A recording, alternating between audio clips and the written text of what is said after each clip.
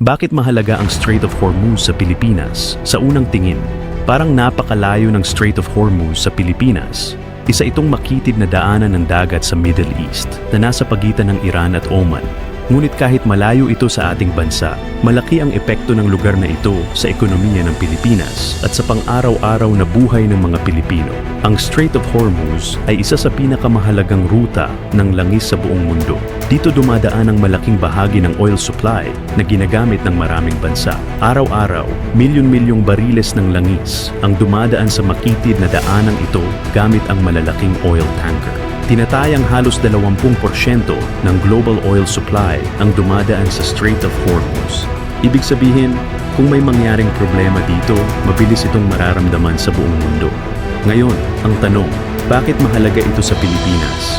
Una, ang Pilipinas ay hindi bansa na may malaking produksyon ng langis.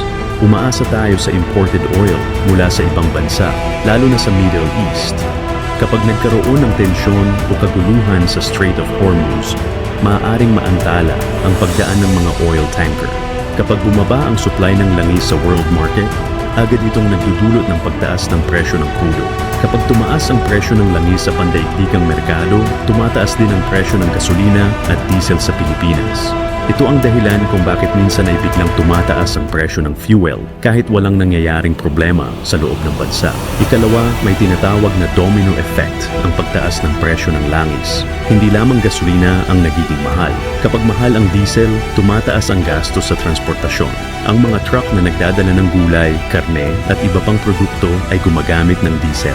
Kapag tumaas ang kanilang gastos sa fuel, napipilitan silang taasan ang presyo ng kanilang serbisyo. Sa huli, ang epekto nito ay napupunta sa mga mamimili. Mas mahal ang pamasahe, mas mahal ang pagkain sa palengke, at mas mataas ang gastusin sa pang-araw-araw na pamumuhay. Ikatlo, mahalaga rin ang Strait of Hormuz dahil sa mga Pilipinong nagtatrabaho sa Middle East. Maraming OFW ang nasa mga bansang malapit sa rehiyong ito tulad ng Saudi Arabia, United Arab Emirates, Kuwait at Qatar. Kapag nagkaroon ng malalang tensyon o giyera sa rehiyon, maaaring maapektuhan ang ekonomiya ng mga bansang ito. Kapag bumagal ang kanilang ekonomiya, maaaring maapektuhan ang trabaho ng mga OFW. Maaari ring magkaroon ng evacuation o pagbabawas ng trabaho. Ang remittances o perang ipinapadala ng mga OFW ay isa sa pinakamalaking kontribusyon sa ekonomiya ng Pilipinas. Kaya kapag naapektuhan ng mga OFW sa Middle East, maaaring maramdaman din ito sa ating ekonomiya. Ikaapat, mahalaga rin ang Strait of Hormuz sa global supply chain. Hindi lamang langis ang dumadaan sa rutang ito. Maraming barkong pangkalakalan ang gumagamit ng rutang ito upang magdala ng iba't ibang produkto. Kapag nagkaroon ng tensyon sa Strait of Hormuz, maaaring maantala ang shipping routes. Kapag nangyari ito, tumataas ang shipping cost at naaantala ang pagdating ng mga produkto sa iba't ibang bansa. Para sa Pilipinas, maaaring tumaas ang presyo ng imported goods tulad ng electronics, kagamitan, at iba pang produkto na galing sa ibang bansa. Ngayon, isipin natin kung ano ang mangyayari kung tuluyang maisara ang Strait of Hormuz dahil sa giyera o matinding tensyon. Kung mangyari ito, maaaring biglang tumaas ang presyo ng langis sa buong mundo.